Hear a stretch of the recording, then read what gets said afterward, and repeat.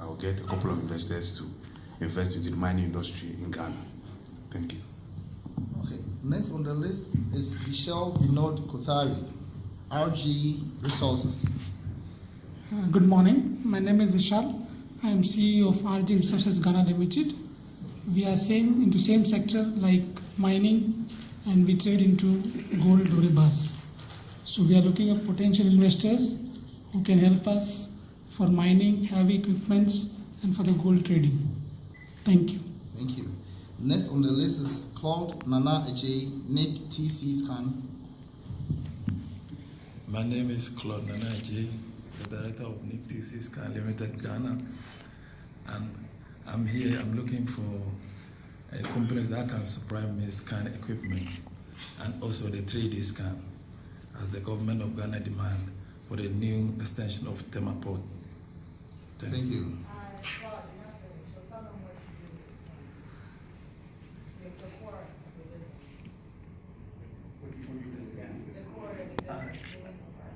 It's a cargo scan. We scan all cargoes that come into the country and the one leaving the country through seaport, airport, borders, and the frontiers. Thank you. Next on the list is George G. Kutochi of Construction Ambassadors. Good morning. My name is George Kutoche from Construction Ambassadors Limited.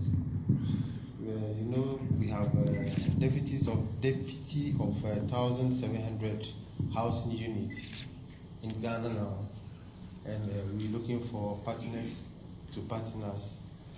We already have a contract with the government to build about 2,000 houses within 2 years.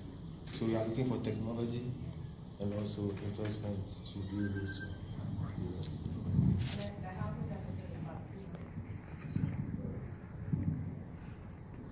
Okay, next on the list is Daniel Darko Nyamiche of Adonko Bitters.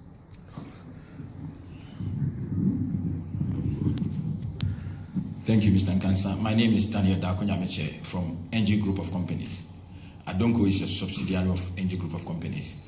Under NG Group of Companies, we have Angel Estate Development that is into construction. We also have education from crèche up to university, senior high school, and then we have broadcasting services. We have 19 FM stations in Ghana and 1 television station as well. And then we also have Adonko Bitters. We are into beverages. It's purely herbs and it's good for your health. So place some over there. Just have a taste and you'll be happy you taste it. Thank you. It's alcoholic beverage. Yeah. Adonko Bitters. Now it's the leading bitters in Ghana. So if you want to invest in bitters, just come over to Ghana and join hands with Adonko Bitters. Thank you very much. Yes, now the last but not the least, but the biggest among us as a lady is Lydia Osu Entry Akosan from Osua Supplies. Hi, good morning. My name is Lydia Entry. My company is Osua Supplies. We do healthcare supplies, so I'm here to look for distributors in hospital equipment. Thank you. Thank you very much. Unfortunately, I have no list for the US companies, but then those who are here can, as from the first row, maybe I can start from my friend. Your name and what you are here for. Good morning, Niraj Bada with Bada Environmental. We are an environmental engineering consulting company with focus on water, renewable energy, and environmental issues. We operate at the nexus of environment, clean environment, distribution of clean water, water resource planning, wastewater treatment, and renewable energy, as well as products that go into the supply chain for healthcare, for bacteria, mold control, infectious diseases that promote environmental, healthy indoor environments. So, pleasure to meet you all. Thank you. Hi, my name is Nicole Ross.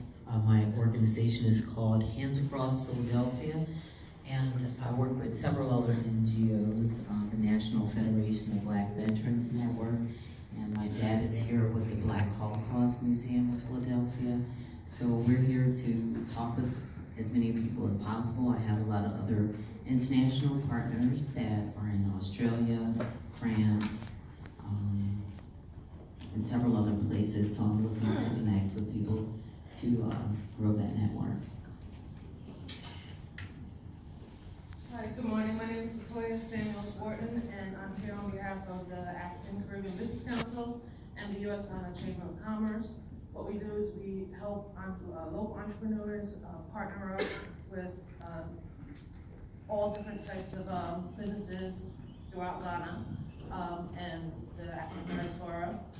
Also, I have an NGO in Ghana. It's called Siblings Keeper, and I am building a library, computer center, and outdoor rec. So I wanted to connect with businesses, local businesses in Ghana, and see how we can assist each other. Hi, my name is Michael Christian. I own 2 dermatology practices in Alexandria, Virginia. I'm here to see how to expand or try and see if we can move some of our medical expertise to Ghana. So I'm watching to see where we can, expand. So, thank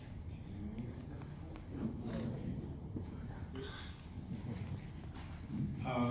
Good morning, everyone. Can you hear me? Yes. Okay. I'm J. Justin Ragsdale, and I'm Chief Curator for Let's Forget the Black Holocaust Museum out of Philadelphia. And what I do is go around the world and collect slavery artifacts that were used on black people from the beginning of time. We have to let them know this. That's what we do. I'm here to see, well, I'm not going to be long. I'll stop talking because most people don't want to talk about it. But nonetheless, I'm here, okay? If you want to talk about it, I'm here, okay? And I'm here to let you know I'm not going nowhere. Good morning. My name is Nelson Davey. I own a commercial health insurance brokerage firm. We serve several embassies in the area. I'm also a representative of the Maryland Black Chamber of Commerce. I'm the chair of the Global Opportunities Affinity Group. Our goal is to connect the diaspora through investment, commercial, and trade. One of my interests here is I'm part of a group that we're starting a black-owned venture capital fund. So we're just I'm making sure that they have the interest tied to the continent and that we're looking at some of those opportunities as well. So.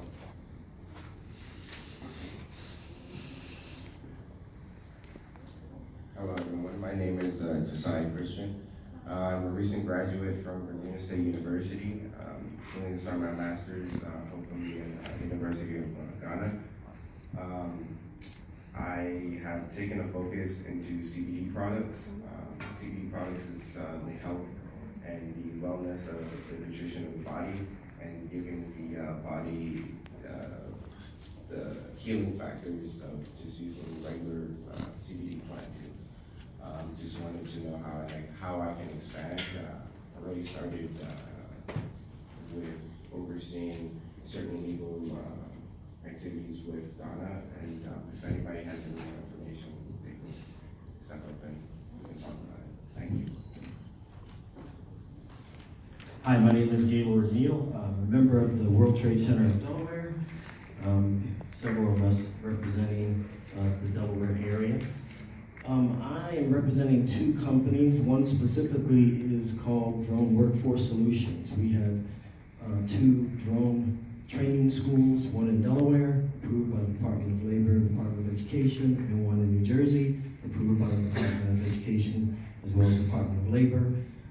We are interested in building out 20 more schools in America, but we're also interested in building schools in other countries. So we are looking for partners.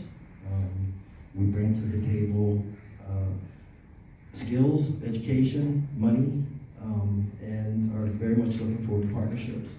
That's the first one. The other one is something that's near and dear to my heart, which is I've been in the IT industry forever and a day. I represent a company called CUNY Business Ecosystems, which develops software platforms for emerging companies. Why we focus on that industry is because small businesses tend not to get the attention that they should, but if the right companies get the right attention, they can blow up very quickly. So we develop software platforms, introduce them to the branding and marketing concepts that they need to be very successful. I'm happy to be here.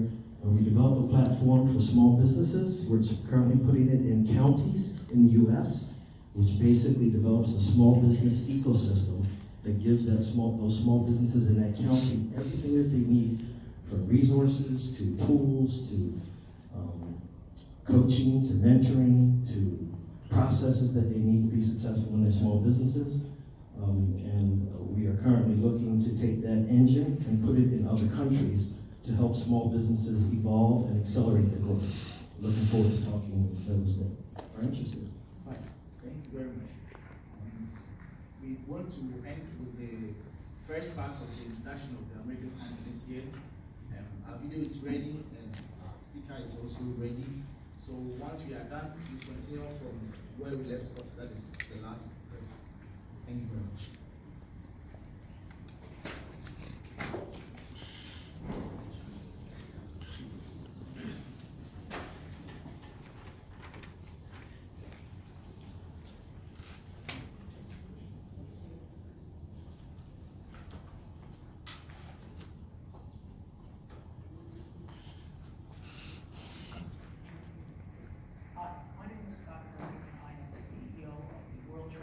Association based in New York.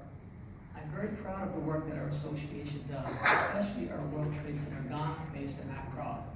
I want to thank you for participating in this very important trade mission and hope you have some good fortune and good business during the week. Now in 2021 we will be seeing you all because we will be hosting our General Assembly in Accra after World Trade Center. And not only will our World Trade Centers from around the globe be attending that event, but they will bring with them many companies like yourselves to do business with Africa and with UC. So I look forward to seeing you all again in 2021 and wish you the best and have fun. Thank you.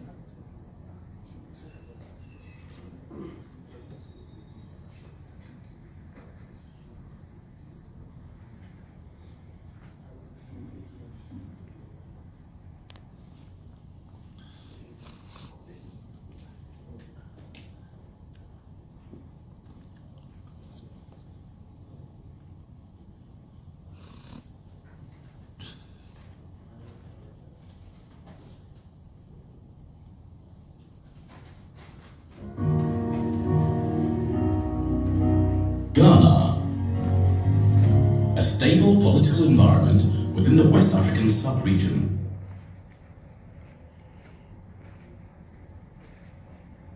Okay, sorry about that. Our next speaker is here and she only has very limited time. She has to be somewhere else very soon. So we want to move on with the programming and then we can continue with the introductions later on. I'm very pleased to welcome Ms. Bonnie Sibilko, who joined the Export-Import Bank of the United States in 2014 and was named Vice President for the Trade Finance Industrial Division in 2018 and concurrently Vice President for the Project Finance Division in 2019.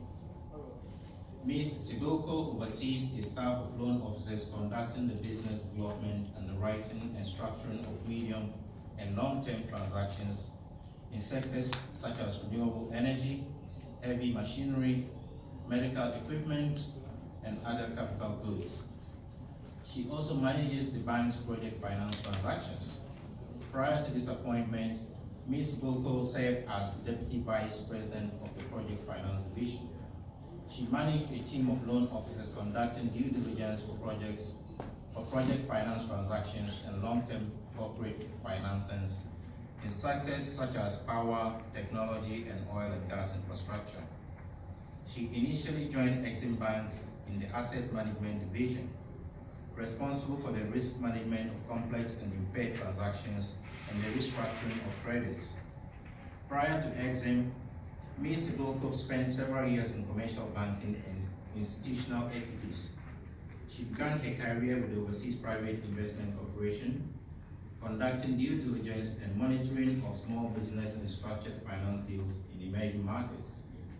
Ms. Siboko earned an MA in International Economics from the Johns Hopkins University School of Advanced International Studies and a BA in Political Science from Wesley College. Please join me in welcoming Ms. Siboko to the podium.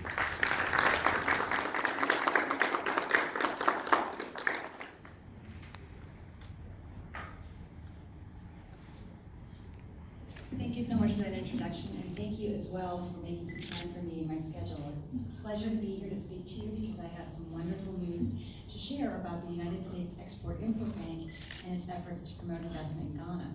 First and foremost, just last month, my colleague and I visited Accra, and we held a ceremony to commemorate the signing of the Ghana Exim Bank and U.S. Export-Import Bank Cooperation Framework.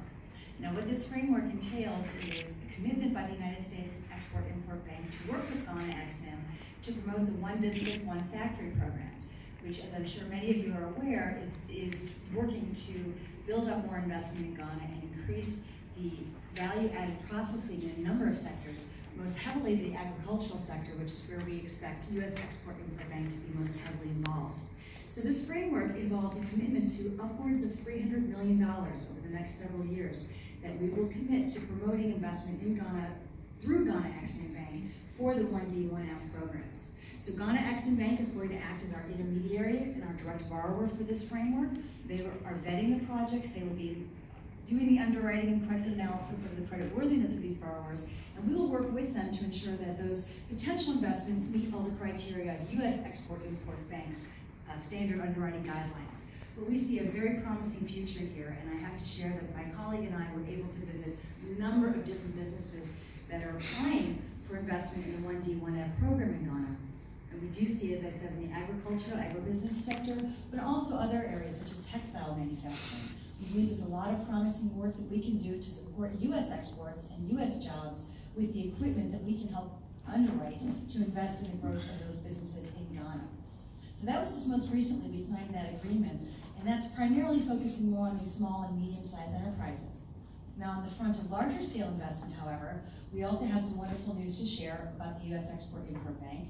Just a few weeks ago, the Senate confirmed, and we were able to have our new board of directors take their oaths of office such that we now have a quorum of our board of directors at the Export-Import Bank. For those of you who've been following what's been happening with U.S. Exim lately, we've been without a board quorum for quite some time, which has prevented us from being involved in underwriting large-scale transactions. So anything from our project finance deals to highly structured corporate deals, larger scale things in the oil and gas sector, utilities, and so on. So while our team of loan officers in the division, the project finance division that I lead right now, we've been working diligently trying to keep ourselves involved in transactions and so forth, it's been difficult because we haven't been able to reach financial close. Now we have a quorum of board of directors, and we're back open for business in all our lines, all of our programs, all of our products. So what does this mean for Ghana? Well, we have a couple of different transactions that we have in-house right now that we're looking to diligence, primarily in the power sector. We're also working with the U.S. Department of Commerce and other U.S. agencies to promote additional investment for areas that meet the memorandum of understanding that was signed last year between the Commerce Department and the government of Ghana. So there's a lot of different initiatives within that framework as well that might require some larger scale type investments, and that's where U.S. Export-Import Bank would certainly be pleased to be a partner to, provided that we could find the requisite U.S. content, the U.S. equipment, or the U.S. services and so forth to support those projects. So again, we understand that in renewable energy, for example, there's a big push by the government of Ghana that they'd like to expand that. We certainly have experience in that area, so now that we're open for business for large-scale deals like that, the U.S. Export-Import Bank will be engaging with all of our partners within the government of Ghana as well as across the U.S. government to find out where we can leverage our support and our experience to help promote those investments as well. So these are just a few examples that I wanted to bring to you today, but the U.S. Export-Import Bank has a long history of working with the government of Ghana as well as private enterprise in the country to promote investment, to promote U.S. exports, which is, of course, what my job is to do, but also it's been a very close partnership. We've had really good experiences with our credits that we've had in Ghana over the years. So I know I've given you quite a lot of information in a short period of time, but I did also want to offer an opportunity for questions. So I was certainly happy to speak in more detail about specifically the types of programs and products we have, but I'd like to give the audience an opportunity to ask any questions that you might have either about our framework agreement or about our large-scale investments that we can now open back up again in Ghana. Yes? For the small businesses, if someone has a small solar energy company based in the U.S. and in Africa, are they able to participate in what you're talking about? The 1D1A. Yeah.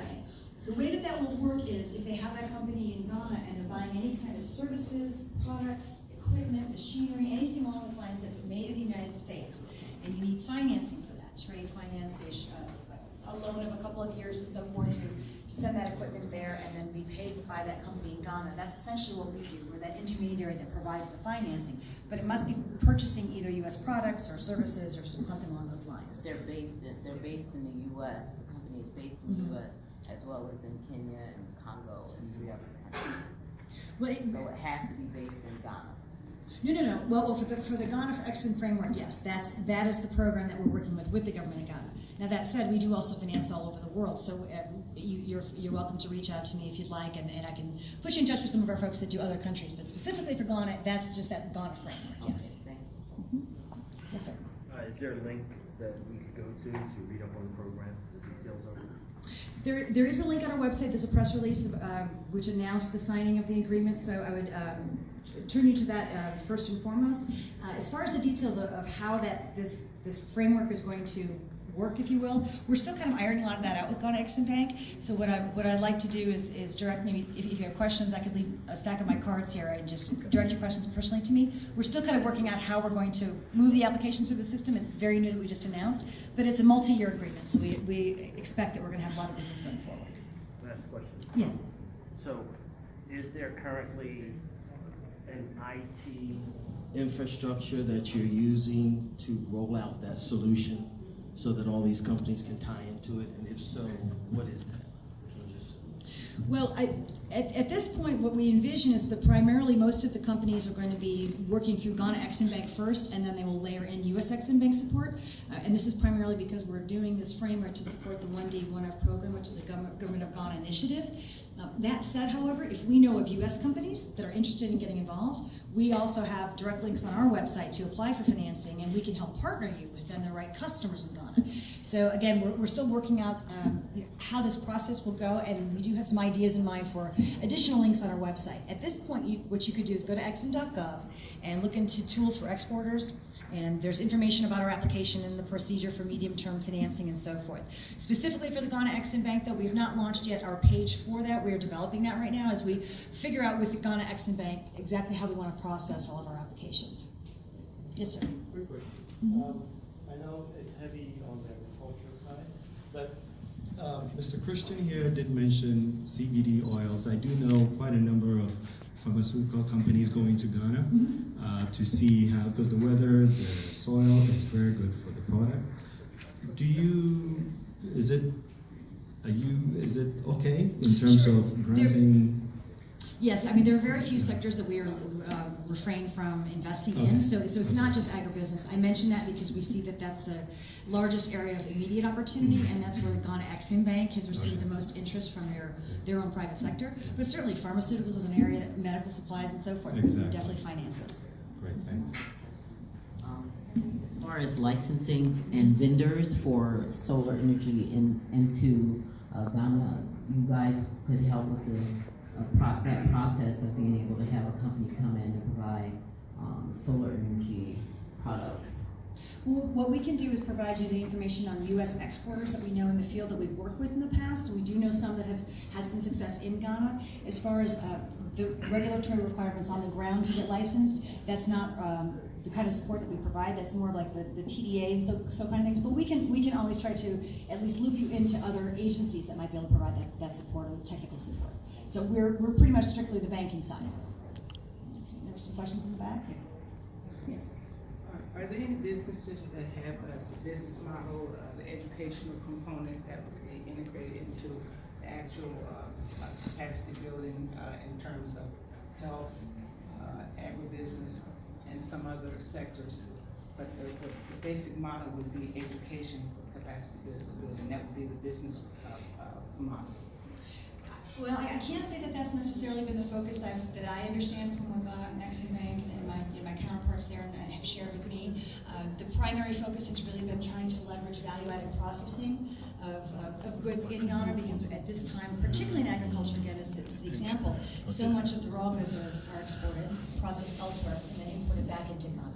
So as far as the focus of what we're looking at, the educational component of training staff and so forth is certainly an additional importance to us, but that hasn't been our primary focus. As far as I understand from Ghana Exim Bank, how they're assessing the candidates for the program. The reason why I ask that is because some of the contemporary models for agribusiness and for factory manufacturing has to have an educational component to it, because the infrastructure, although it's good, may not be comparable to what you need for the production and the distribution of goods and services.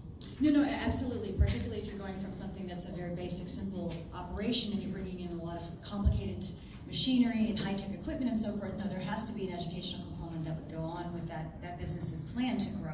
And again, that's where Ghana Exim Bank, because they're on the ground and they know these enterprises that are applying for support, they're doing that assessment as far as whether or not that is built into the growth plans. And that could be something that we will help finance as well. If there are U.S. technical advisors who can come in and bring that training and support, we would certainly underwrite that. But again, that's the focus of the 1D, 1F, as I understand from our Ghana Exim Bank counterparts. It involves a lot of those things, but it's not strictly the educational part. So, see you. Talk to you later. Sure. Okay, more questions? Good morning, I'm Yes. Dr. Gloria Herndon. In terms of exports from the U.S., is there any requirement in terms of content that go into the production of those products? Some of our products, we're in the energy business, and some of our products have inputs from China and other places. So do you have any formula in terms of? Okay. Yes, it's an excellent question, and I'll give you our formula. It's a little complicated though, but you can also find this on exim.gov. It's very clearly laid out. So we can finance the lesser of 100% of the U.S. content or 85% of the total value of a transaction. So what that means is, let's say you have an item that's list price is $100, and 50% of it, or $50 worth, comes from China. We can only underwrite that 100% of the U.S. content, which would be the $50 worth. Or if you have equipment where it's 100% U.S. content, every little nut and bolt and everything is from the U.S., we can go up to 85% of that value. And the technology, how do you quantify that? Do we have to come up with quantification of technology as opposed to the hard product? We have a team of engineers that help us work with that. So when we have questions on U.S. content, they will evaluate the intellectual property and so on. All of that less construed kind of U.S. content, they will be able to assess that for us. So they work very closely with our experts to determine what that U.S. content value is. So, gentleman in the back. Yes. First of all, thank you for the clarification around the quorum, because there was some confusion among the public on that area. Oh, I'm so glad I cleared that up. It's very good news. But also, in terms of the financing that Exim Bank provides, I know there are loan guarantees, but is there also direct loan financing available, or is it strictly loan guarantees? No, we do have a direct loan product. However, it's generally reserved for our larger scale transactions, those that are going for, say, project finance or structure. The reason being is that one big reason that Exim Bank exists is to help leverage the U.S. export support when the commercial market does not participate, when the commercial market cannot participate up to the size that exporter needs for various reasons. Direct loans that are generally made to the small and medium enterprise finance needs, there's generally speaking a lot of commercial lenders who do direct loans in that regard, which is why we just generally don't try to compete, if you will, on a smaller scale. Larger scale though, say a $300 million direct loan for a very risky solar project in some emerging market, there may not be a commercial appetite, and that's where we might use a loan product. But that's where we prefer the guarantee, because we can backstop the commercial market, and it's really what we're meant to be doing. We're trying to encourage the commercial market to lend in some of these markets. We provide that 100% cover, U.S.-backed government guarantee for 100% of that, but they're actually doing the lending, we're facilitating the lending, which is really that's the nexus of what U.S. Exim Bank is all about. We're trying to leverage that commercial market to get more involved in trade finance so that we're actually not being doing as much of that. And just as a rule of thumb, what is it that you consider a large scale? Large scale would be the transactions of, say, 25 to 50 million and above might be. But below that, we really don't generally do very many direct loans. We can, but again, we usually find we can get that commercial partner to work with us, and that's really just better in the long run for all the parties involved. Thank you. Can we take 2 more questions, please? You answered part of my question on what's the average deal size that you're looking at, like at a high level? And what's your sort of debt to equity ratio that you would feel comfortable with? And what's the event horizon on getting a deal closed? Okay, well, for deal size, now that we have a board quorum, to be honest with you, there's no limit. Absolutely no limit. Now, generally speaking, we don't tend to go above a couple $1 billion, but we can do anything from minimum. Like minimums. Generally speaking, we try to keep it about 300,000 and above, because the time and effort and so for resources, it really just doesn't make a lot of sense for us. So for our program that's more like the medium-term product, a loan of a couple of years, up to say 7 years, maybe in the range of 300,000 to 10 million or so, we aim to close those within 30 to 45 days. Now that's predicated upon receiving all the information that we need, for example, financial statements, the business plan, and so on. We can often have a lot of back and forth with our exporters, with our borrowers, and so that timeline can drag out, but my team really works very hard to get that in a very short period of time.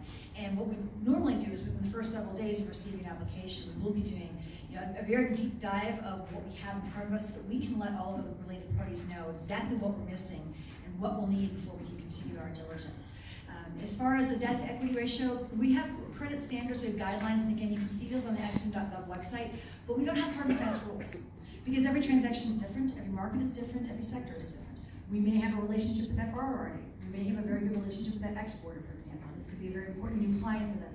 So we're willing to be flexible as needed to make sure that we can get the transaction done, provided that it meets our minimum requirements, which generally speaking is a reasonable assurance of repayment. How we get there? We have a lot of flexibility there. So you can see we've got specific guidelines of, we like to see a debt to equity ratio of this, we like to see tangible net worth of that, and so on. But again, they're guidelines. It's not a hard and fast rule. So if you have a potential transaction, we're welcome to talk to you about it and give you an idea of what we think might be appropriate given the sector, given the size of the transaction, given the market, and so on.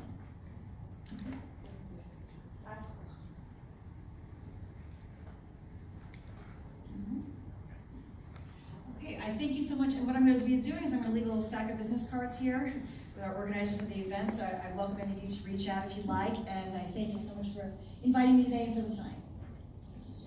Thank you.